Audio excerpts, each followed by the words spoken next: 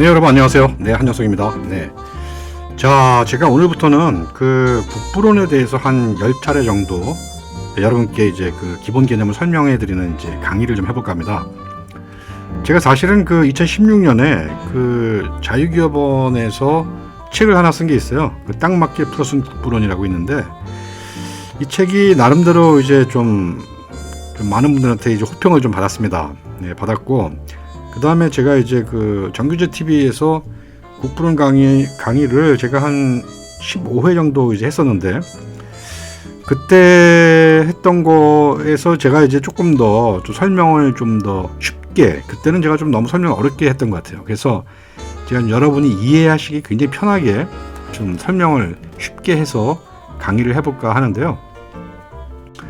예, 저는 그 연세대학교에서 경제학을 전공을 했고요. 그 다음에 이제 졸업을 하고 그 현대증권 국제부에서 89년도에 우리나라 이제 자본시장이 처음으로 이제 개방될 때, 그때 국제부에서 트레저리 본드하고 일본의 JGB 국채 이제 딜러를 하면서 또 국제시장 조사를 하는 역할을 했었습니다.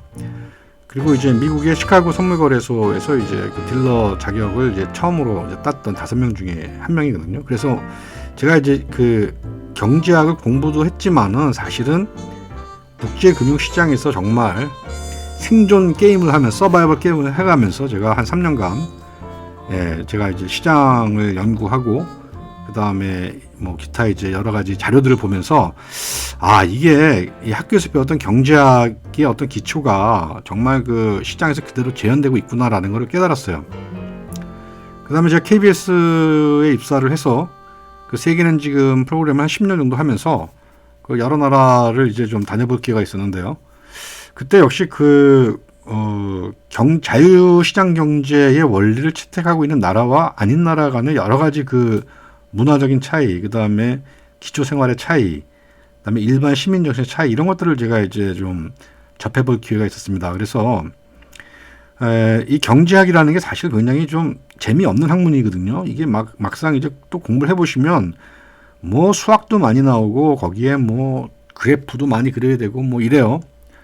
자, 그런데 그 아담 스미스의 국부론이 사실상 이제 근대 경제학의 어떤 기초가 된 책인데, 이 국부론에 대한 이해를 좀 많은 분들이 하고 싶어 해요. 그런데 이 사실 아담 스미스의 국부론이 이제 고전이긴 한데 이게 읽으려면 굉장히 힘듭니다. 왜냐하면 저도 굉장히 고생을 했는데 이게 페이지가 한 5,000페이지가 넘어요. 그리고 그 당시에 그 1770년 뭐 그 경에 영국 사회라는 게 또 우리 현대 사회하고 또 많이 틀리기 때문에 그 아담 스미스가 사용했던 언어 개념이라든지 뭐 이런 것들이 또 상당히 좀 우리한테 현실감으로 와닿지 않는 게 많습니다. 그래서 그 국부론을 막상 이렇게 읽어보셔도 그거 뭐 굉장히 어렵습니다. 힘들고.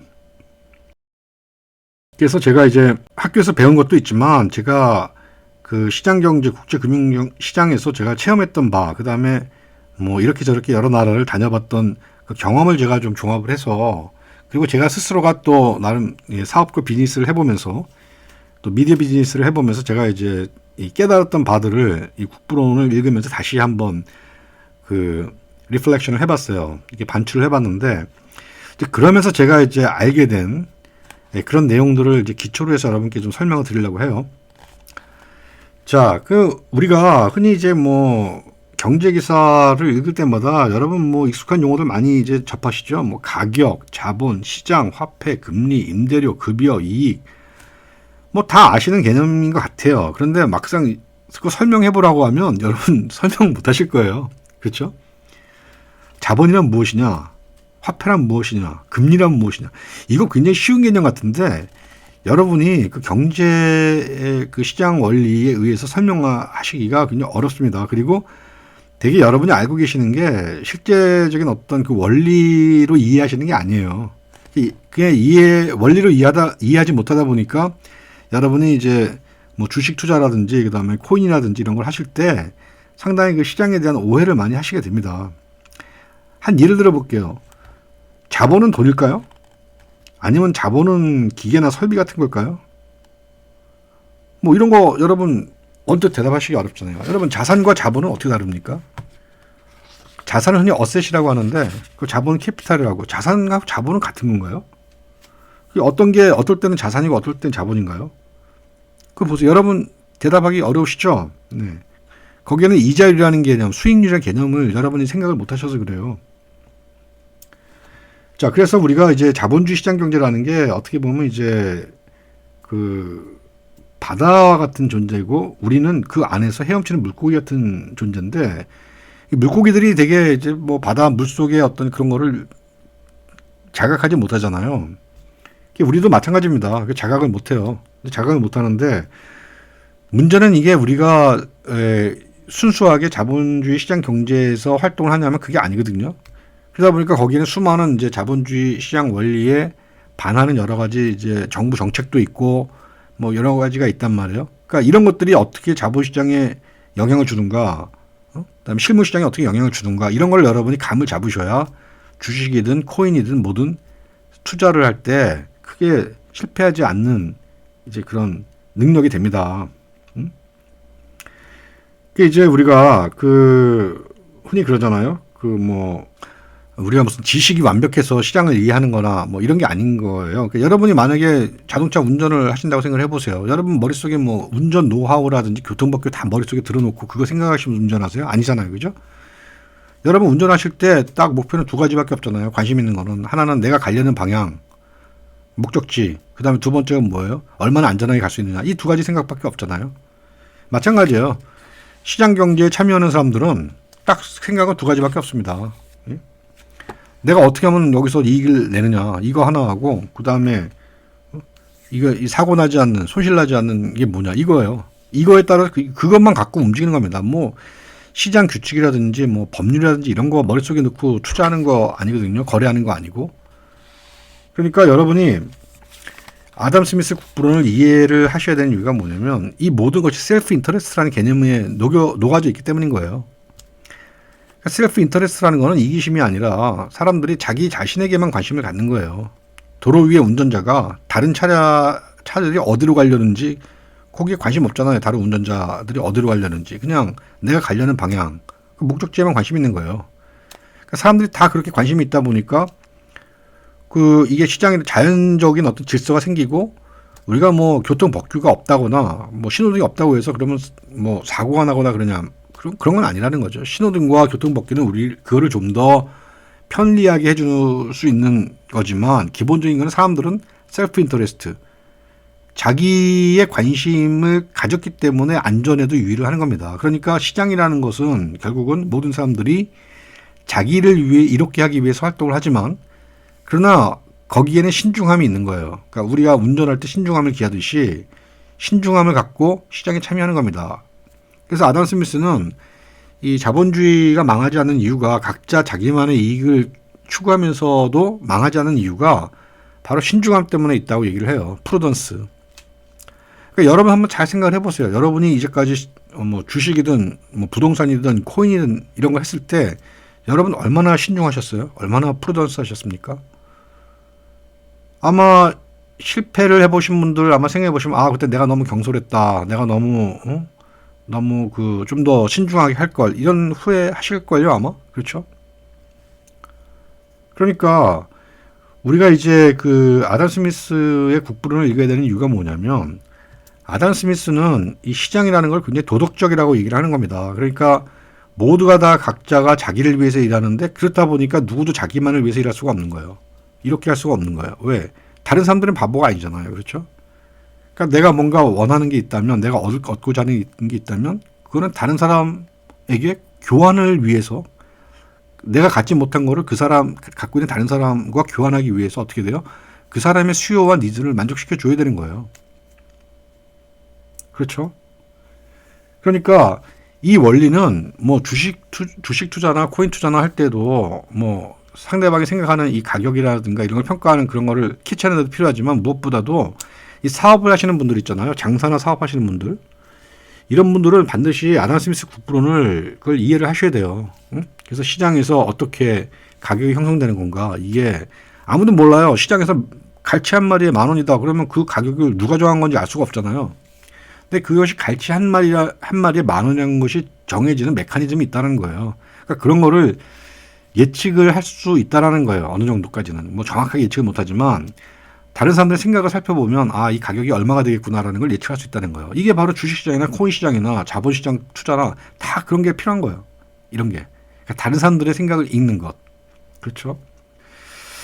자, 그래서 제가 이제 오늘부터 한 10강 정도를 이제 그 국부론 설명을 할 건데, 뭐 주요한 개념들을 중심으로 얘기를 하려고 합니다. 뭐 자본, 그 다음에 노동, 이자, 화폐, 이자율, 뭐 이런 걸로 해서 제가 설명을 드리려고 그래요.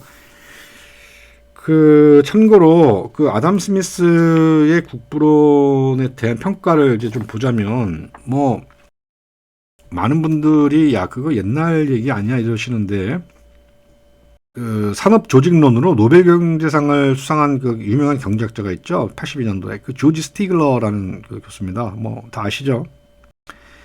이 조지 스티글러가 국부론에 대해서 이제 이렇게 얘기를 했어요. 뭐라고 했냐면, 모든 경제학에 있어서 가장 중요하고 실질적인 명제를 가진 책이다 이렇게 얘기를 해요.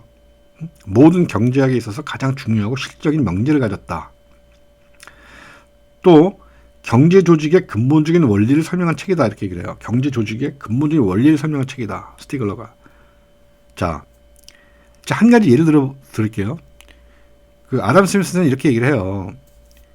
생산적인 노동자는 해고를 두려워할 필요가 없다는 거예요. 생산적인 노동자. 그러니까 무슨 얘기냐면, 내가 팔리는 상품을 만들 수 있는 노동자는 시장에 고용되어 있다는 겁니다. 기업에 고용되어 있는 게 아니라.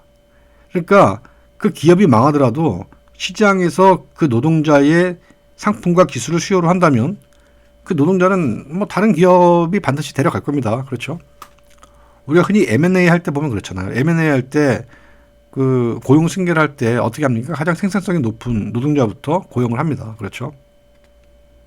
그러니까 이게 아담 스미스가 이야기한 게 그거예요. 노동자가 생산적인 노동을 하는 한 그 노동자는 실업을 두려워할 필요가 없다. 기업에 고용된 게 아니라 시장에 고용되어 있기 때문에. 뭐 아마 이거 배달 쪽 그 택배 배달하시는 분들은 아마 굉장히 실감하실 겁니다. 그렇죠?